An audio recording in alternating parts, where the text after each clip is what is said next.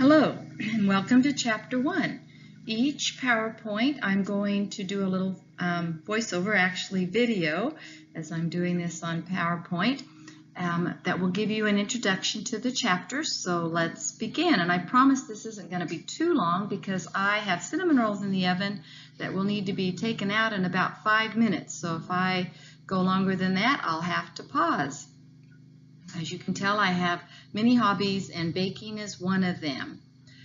The study of development is fascinating. Many theories have been made over the years, and you're about to learn what they have to say about human development. You're going to learn the psychoanalytical theories of Freud and Erikson, the learning theory that includes behaviorism. The names you'll recognize there are Watson and Skinner. The social learning theory of imitation and observational learning, Bandura is a key name there.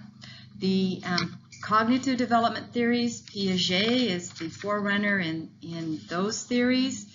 Information processing, Vygotsky's theory of social cultural approach, and then lastly Bronfenbrenner's ecological approach.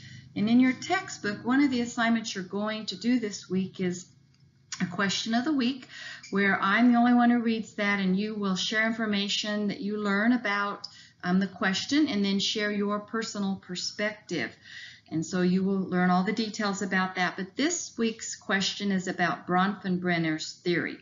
And so you're going to give me 2 examples of each of his levels, except the last, and that one isn't even included in the book. It's the chronological theory, and that would be something historical that's happened in your lifetime. Most of you are probably too young for 9/11, but if you did experience 9/11, that would be a good example. Maybe you experienced Hurricane Katrina or a tornado in your community. So those are a historical event that affected your life.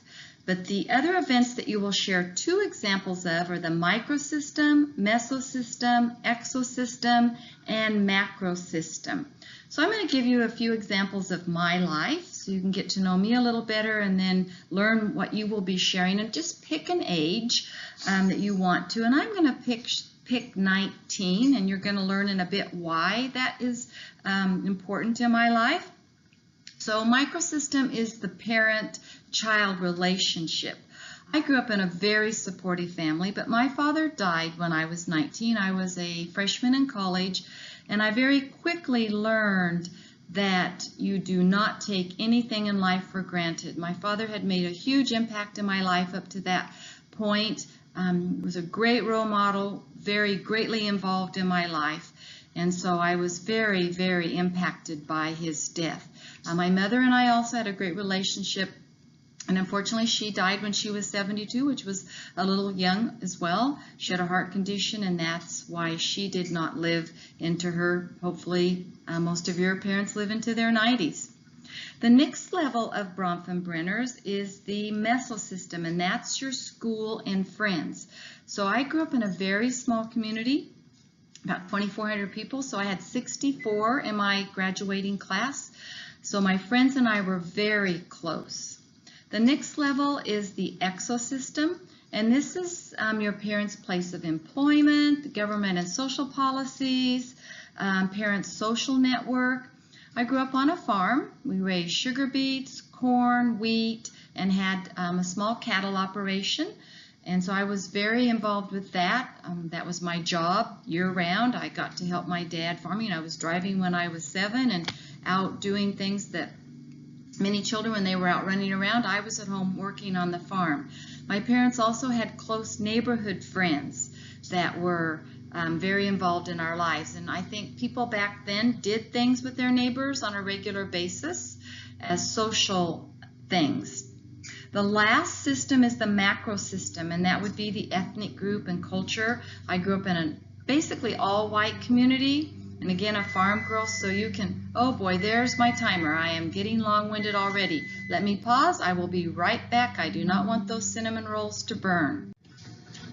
I am back, and if you were my neighbor, I'd have you over with for some cinnamon rolls. The reason I'm making them is because our son and his wife are expecting their 2nd child, and so we're headed to Colorado tomorrow, and I want to have a treat for them. I was just basically summarizing the information on Bronfenbrenner, so I hope you will enjoy doing that assignment. You also, in this chapter, are going to learn about developmental research and how it is done, including correlational, experimental, and qualitative. So look forward to learning about that. Another thing that the chapter has you think about is, would you want to live to be 142 years old? I guess if we could live quality lives until we were that old, that would be great, but so much of the time when somebody gets older, they don't have a quality life, and so living to be 142 might be a struggle in those later years. But the years we do live, we want to be quality years. So we will be learning how we can develop into healthy human beings so that we can live long, healthy lives. And one of those factors is optimism. We know that those who are optimistic live longer lives. A book that I have is called The Wisdom of Wolves, and it has so many positive thoughts, and so I'm just going to share a couple thoughts as we close this video series, and you can get on to the rest of the PowerPoints. As I think about starting a course and wanting you to be successful, a quote by Wayne Gretzky says, "You miss 100% of the shots you never take." So you are sticking your neck out to take this course. I promise you it's going to be a great course, and if you put the time into it, it's not going to be a hard course, and you are going to do well. Always strive for 100%. You're all starting off with 100%, so continue to do well in all aspects of the class, and you will remain close to that.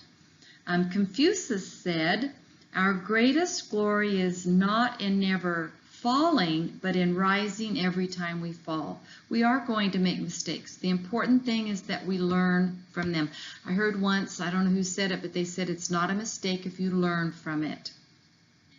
And then the last thing, in the page I turned to, says, "No amount of talent will replace the ability to persevere." So persevere, hang with this class, give it all you've got, and before you know it, it's going to be over. So with that, enjoy Chapter 1, and I will see you in Chapter 2.